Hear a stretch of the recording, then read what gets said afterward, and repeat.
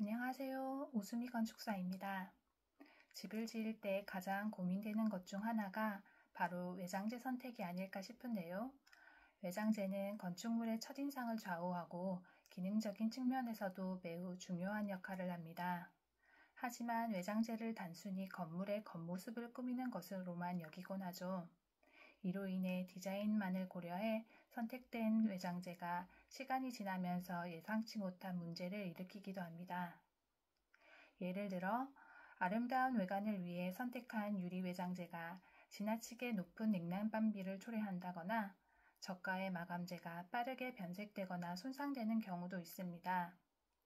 이러한 선택은 결국 건축물의 유지 비용을 높이고 심지어 안전 문제로까지 이어질 수 있습니다. 따라서 우리는 외장재 선택을 단순한 미적 요소만이 아니라 기후, 건물의 구조에 따라서 그리고 내구성과 유지성 비용도 고려하여 신중하게 고민할 필요가 있습니다. 그렇다면 과연 어떤 외장재가 어떤 기능을 갖고 있는지 또 어떤 상황에 맞게 사용해야 하는지 알고 계신가요? 이 영상에서는 다양한 외장재의 종류와 각각의 특징에 대해 알아보려고 합니다. 주택 외장재에 대해 궁금하시다면 끝까지 함께 해주세요. 그럼 시작해 볼까요? 먼저 외장재로 흔히 쓰이는 스타코플렉스에 대해 알아보겠습니다. 스타코플렉스는 고탄성 아크릴 폴리머 소재의 마감재입니다.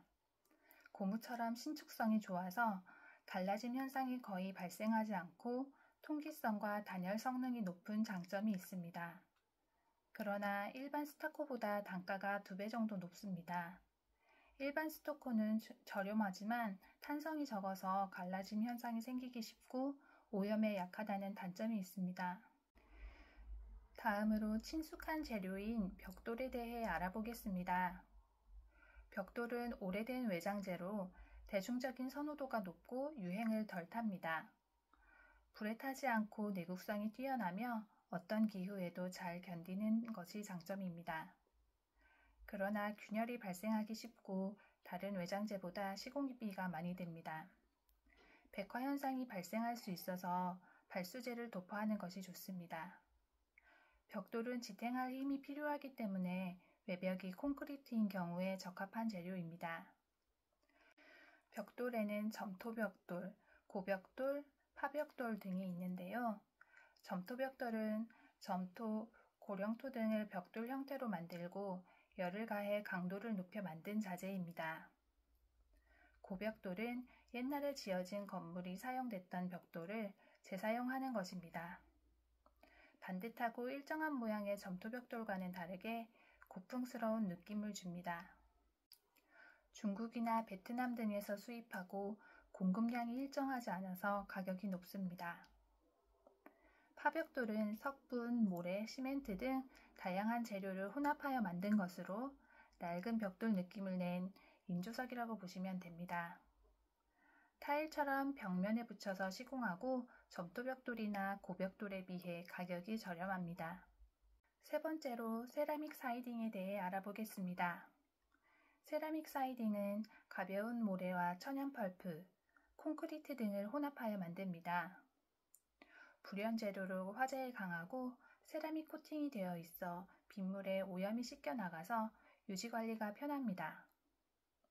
세라믹 사이딩은 판재를 한 장씩 클립으로 끼워 시공하기 때문에 목조주택에 시공하기 좋습니다.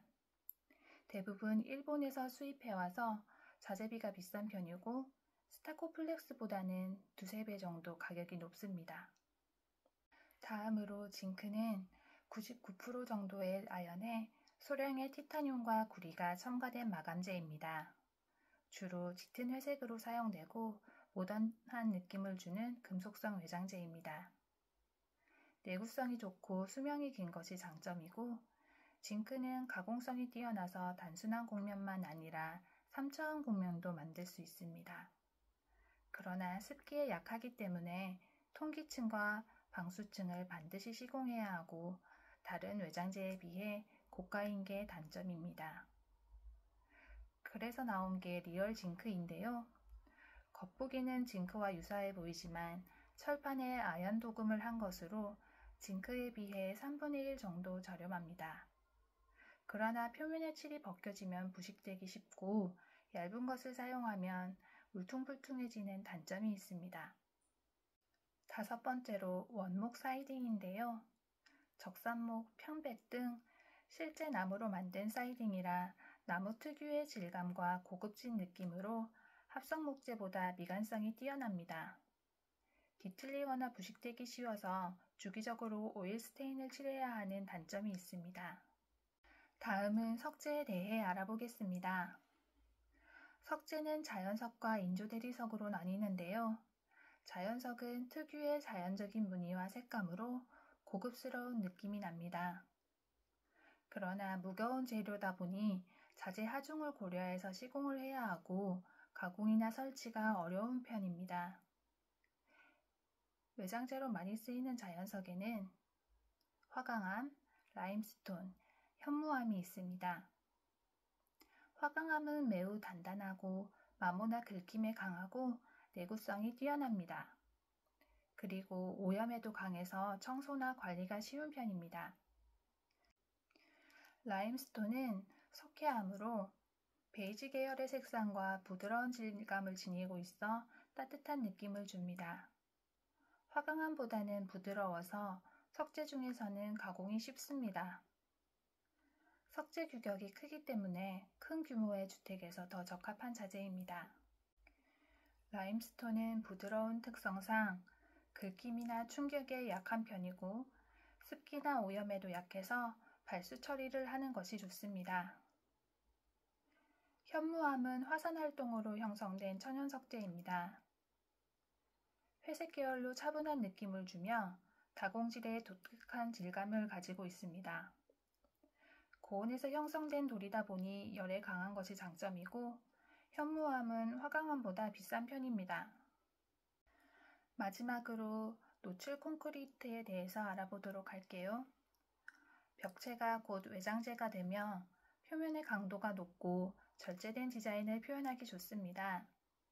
단열성이 낮고 거푸집 제작 등 시공이 까다로워서 시공비가 높은 편입니다.